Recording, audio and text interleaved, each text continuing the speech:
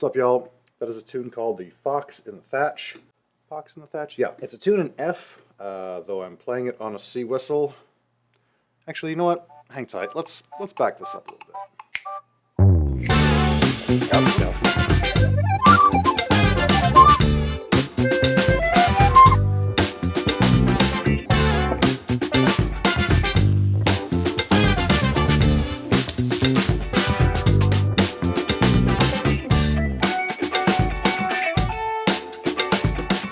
This tune is in the key of F. Why then am I playing it on a C whistle? Well, the simple answer is range. I don't know if you heard it as I was playing it, but the tune covers from the lowest note on the whistle to what's effectively the highest, or at least the highest note that you want to hit without it probably hurting your ears a little bit. So it's got a very large range, and it fits perfectly well in this position, what I would call the G position on a D whistle. This is the note G on a D whistle, it's the note F on a C whistle. My brain thinks of it as still being basically in G, effectively in G. You could play this on an F whistle, sort of. Well, that would be the wrong key. Basically, you run out of notes. That's the issue. Because of that range, you're starting in a different spot, and it's just simply not going to fit. You could jump the octave, but it gets kind of jerky. The only other real option that you've got would be to play this tune on a B flat whistle, B, C, D, E, F. So yeah, you're playing it basically in A position, or A fingering, as it were.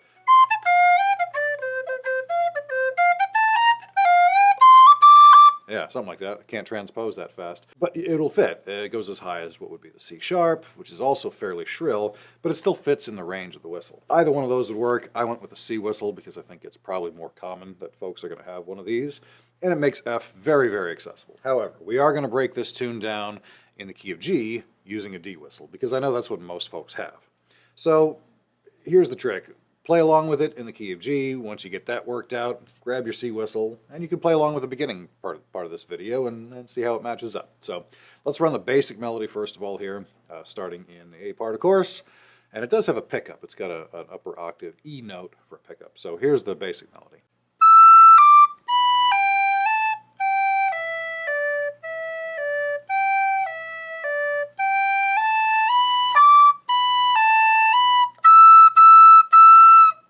That's the first half.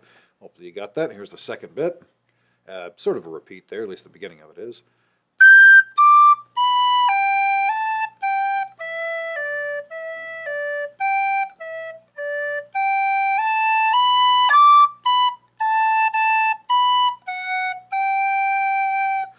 And that ending phrase that finishes that part, not only does it finish up both times through the A part, but it's reused on the B part as well.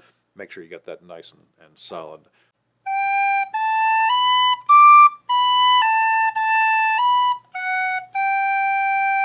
That will pop up a few times. So let's jump in with the basic melody of the B part.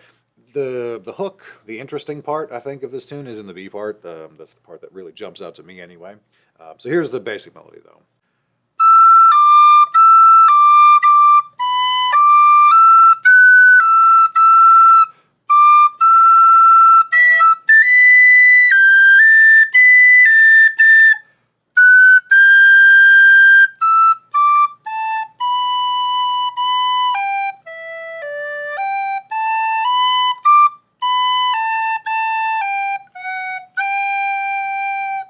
That's the whole bit. I'm going to run that all the way through because it is a little bit different there, a little bit more notey than the first part. So here we go.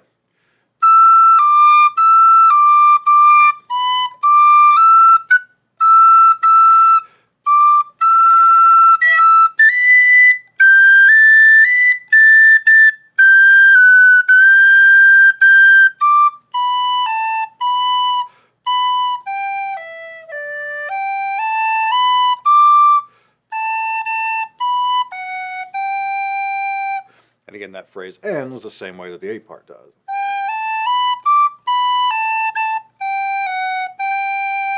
Which is why it's good to get that one nice and clean. Let's talk some ornaments. With that little pickup, you can do a nice kind of a trill double cut thing. If you want, you could slide into it. Or... And otherwise, I'm just cutting the highest note of that sort of falling down bit.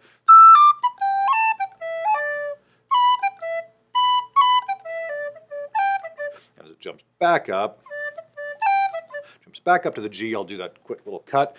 The bottom Ds that it lands on here, pretty much anytime you see D, E, D, you could just play that. That works just fine. Or you could do a crayon. You may have heard that I threw in a few of those as I was running it the first time. Either way works. And as I come back to that phrase, not doing really anything there on most of those notes except tonguing to get that groove. But the end of that phrase,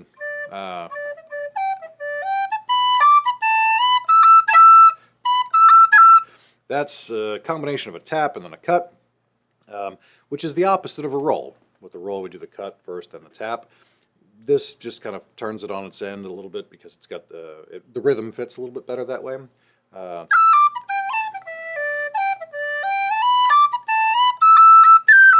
Could do a double tap on the end. Either way, whichever fits better, whichever sounds better to you, and whichever your fingers, I would say, are able to do a little bit better, that's the one you want to go with.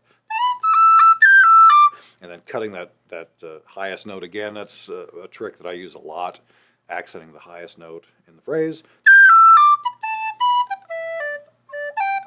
Same as I play the first half, simple cuts, not a whole lot to that.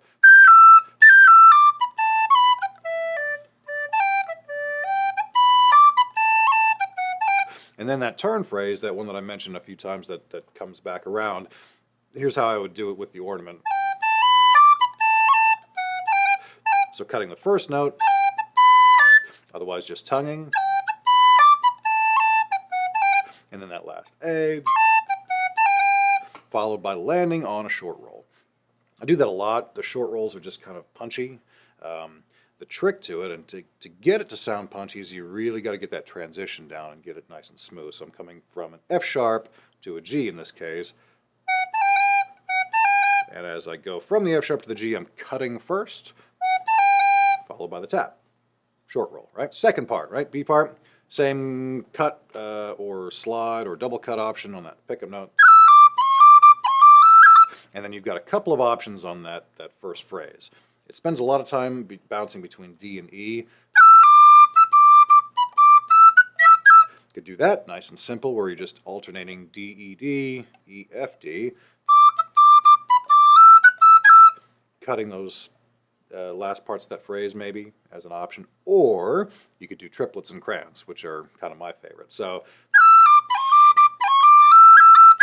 and then a roll on that E, but triplet that I've demonstrated quite a few times, or you could crayon. You could do both. So coming out of that phrase then, a roll and then an extra cut, because you've actually got 4 E's in a row there. You could simply tap that one, slide into it. When I jump all the way from the E to the B, that's one of those kind of risky moves, and it depends a fair bit on the confidence that you've got in your instrument. Sliding into it works. Cutting it, if you're feeling aggressive and really want to hit it.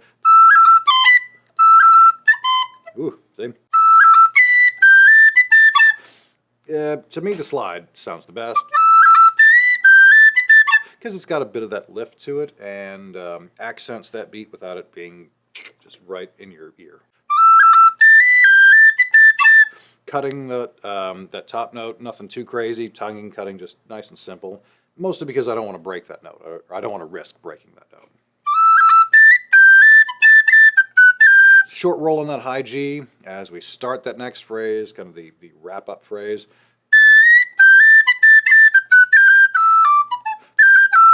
As I cut that G, I'll tongue into the E below it, and I do an extra sort of bonus grace note. So going from the G to the E, that same thing that I've demonstrated quite a bit, where I'm popping that top finger off, sort of as I land, it almost throws that finger off.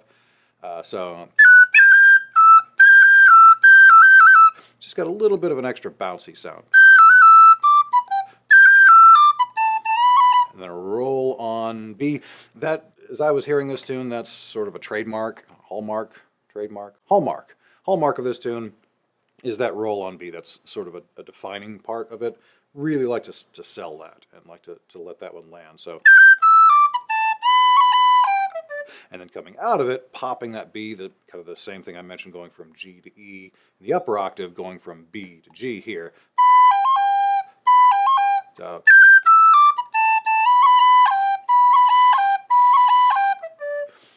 has a cool accenty sort of effect as you come off the roll on the B. So,